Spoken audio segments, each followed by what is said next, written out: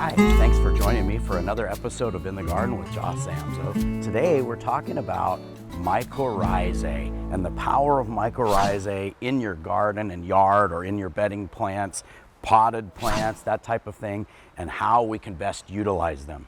Mycorrhizae really is talking about a beneficial fungus that lives in the soils, and I think the number is 95 or greater % of all plants on Earth have a symbiotic relationship with this beneficial fungus. And the fungus provides the root cap, the very tip of a white root of a plant, with protection from pathogens of all different kinds. But they also, because the actual roots or the hyphae of the fungus grow in between the cells of that root cap, they're providing water and nutrients to that newly growing root to help support it, and also for selfish reasons to help it grow and divide, which is how the fungus is able to grow, because it cannot live by itself.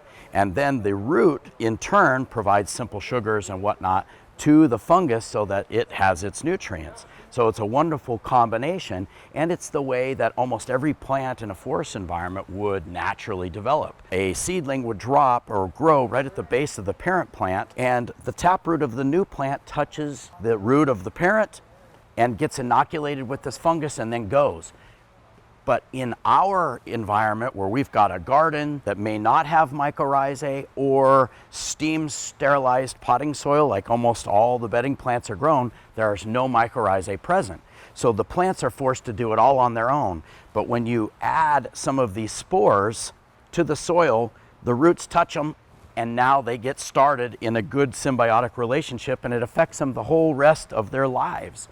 So the challenge with the mycorrhizae was always that it was a real fine powder with millions of these tiny spores, and you'd be trying to put the powder in a planting hole in the wind, or you sneeze because it's springtime, and half of your dollars go blowing away in the wind. When the Dr. Jim's group came up with this tablet concept, they really did solve a lot of real problems and made this really simple for regular people to use. So I thought we'd take 2 of our 3-2-1 grow tabs, throw them in this glass of water, and see what happens to them. So here we go.